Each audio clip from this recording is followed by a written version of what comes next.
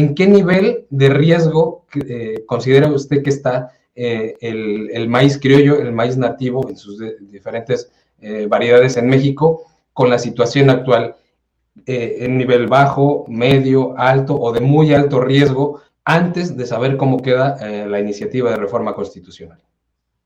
Bueno, yo creo que hemos pasado de un riesgo elevadísimo a un riesgo mediano y ahorita quizá podemos estarnos perfilando hacia un riesgo bajo.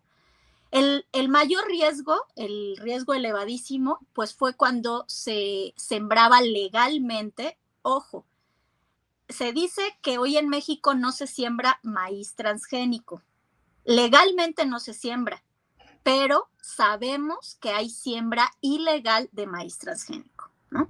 Entonces, por eso el riesgo no es igual a cero, porque necesitamos una política pública de bioseguridad fortalecida, necesitamos trazabilidad de los transgénicos que están entrando y demás, ¿no?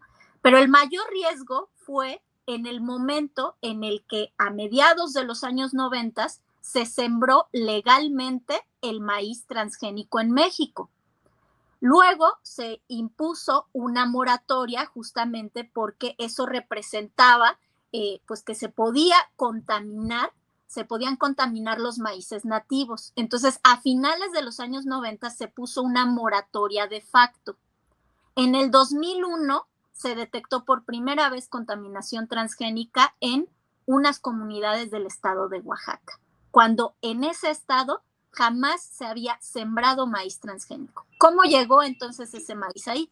La teoría es que llegó a través de las tiendas de Diconsa, a través de algunos híbridos que estaban contaminados. Eso dice el artículo científico del 2001 y otros que le sucedieron, ¿no? Sin embargo, en ese tiempo que fue la Comisión de Cooperación Ambiental del Tratado de Libre Comercio, quien conjuntó a un grupo de expertas y expertos para analizar el tema, justamente porque organizaciones campesinas así lo exigieron, determinó que en México se debía de quedar, que debía de permanecer y se debía de fortalecer esa moratoria de facto y que a México no debía de ingresar maíz transgénico viable, porque una cosa es que se siembre y otra cosa es importar. México no ha dejado de importar maíz de Estados Unidos transgénico desde los años 90, ¿no? Primero en muy bajas cantidades y luego ya en elevadísimas cantidades, ¿no? Por eso es que el riesgo nunca es igual a cero, ¿no? Luego lo que pasó es que en vez de hacerle caso, y otra cosa que determinó, este grupo de expertos es que debían de estudiarse los impactos a la salud en la población mexicana que tiene el mayor consumo de maíz en el mundo. Nada de eso se hizo. Lo que hicieron los gobiernos neoliberales fue que en el 2005 aprobaron la llamada Ley Monsanto, la ley de bioseguridad que todavía nos rige a la fecha.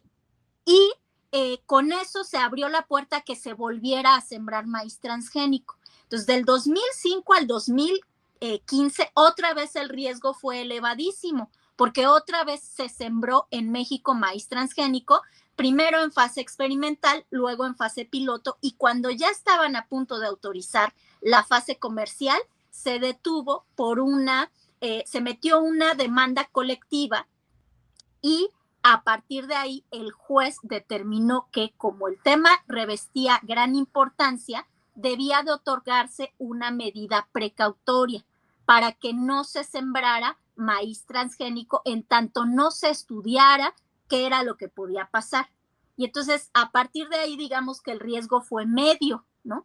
Y luego llegan los decretos presidenciales de Andrés Manuel López Obrador y ahí quizá el riesgo todavía pudo haber bajado más porque se empiezan a difundir los daños y riesgos asociados a la siembra y el consumo de maíz transgénico, pero no ha sido igual a cero. Si el día de hoy se vuelve a autorizar, ¿no? O se vuelve a permitir que el consumo humano de maíz esté asociado al maíz transgénico, entonces vamos a regresar otra vez al nivel medio. Tenemos que proteger eso.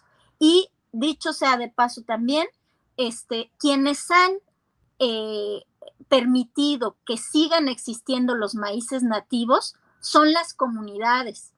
En los años 50, cuando vino la Revolución Verde y vinieron los híbridos, se anunció que el maíz nativo iba a desaparecer. ¿Por qué no desapareció?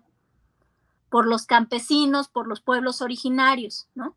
Y luego en los 90, cuando llega el maíz transgénico, se anunció que el maíz nativo iba a desaparecer y no desapareció, otra vez por las comunidades campesinas. Entonces, en tanto ellas sigan cultivando en el surco y todos y todas lo llevemos a nuestra mesa, vamos a estar bien.